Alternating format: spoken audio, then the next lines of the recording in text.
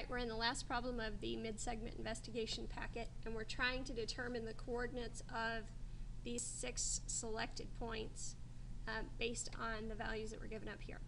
That O is located at 0, 0, U at 7, 6, and V at 11, 6. So we've got a 7, 6 here, and an 11, 6 there. Alright, now look at what that tells you.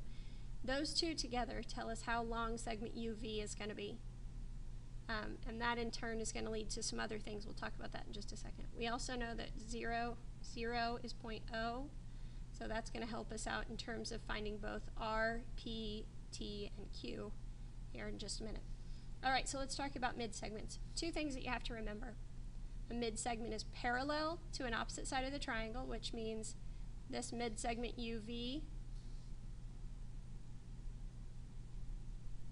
going to be parallel to segment RW and segment RS, however you want to name that one. Likewise, because those are parallel, RS is a mid-segment as well, which means it's going to be parallel to this line. So we can see that those are all parallel. Here we've got a slope of 0, y equals 0 line right there on the axis. There again, slope of 0, no change in y. And here again we'll have a slope of 0, which means the y value here, the y value there, and the y value in these 3 points will all be the same. Alright, so let's try to determine what that y value is going to be. We know these 4 smaller triangles are all congruent. We've proven that in a previous problem.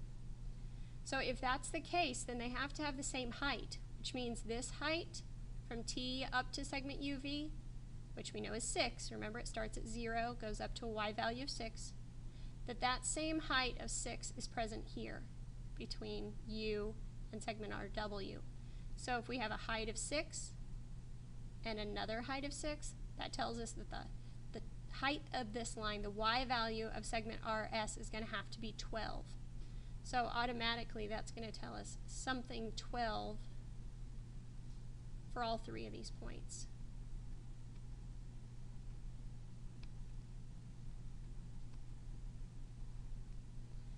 Likewise, keep in mind that these bigger triangles, TSQ, ROT, PRS, those 3 bigger ones, as well as this one in the middle, RST, are all congruent as well.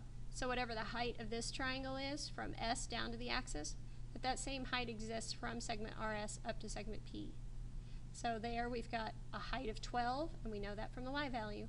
So a height of 12 there, and a height of 12 here, means that P is going to be way up here at something 24.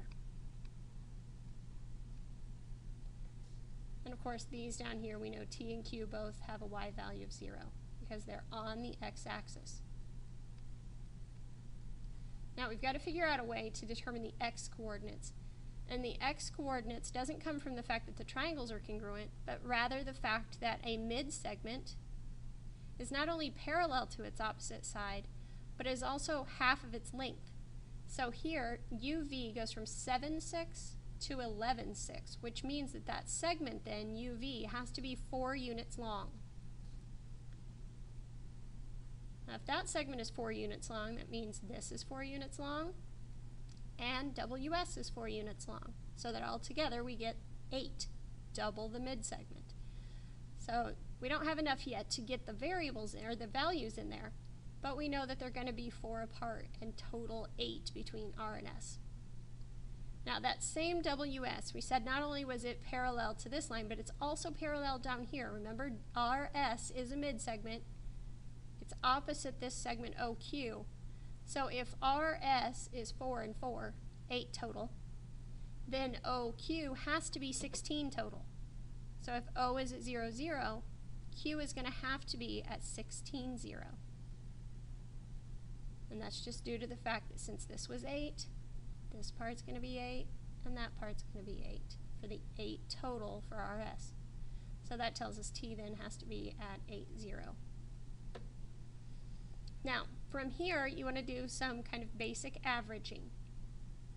U, I know, is the midpoint of R and T, which means when I average the coordinates of R with the coordinates of T, when I add them together and divide by 2, I'm going to get 7 for the x's and 6 for the y's. So the question becomes, what value do I have to put here plus 8 and divide by 2 to get 7? So let's call that x for a minute. What number plus 8 divided by 2 will be 7? Well, if I multiply both sides by 2, that's going to cancel that out and leave x plus 8 equals 14. And then I'd subtract the 8, x would be 6. So that means this is 6. Now if you look at the numbers, 6, 7, 8, we can see that 7 is smack dab in the middle of 6 and 8. Likewise 12, 6, and 0. 6 is halfway between 12 and 0. So that's kind of a visual check. Alright, if that's 6, 12, we know this segment's 4, so that's going to have to be 10, 12, 10 units further to the right. 4 more units to the right, 10 plus 4, 14.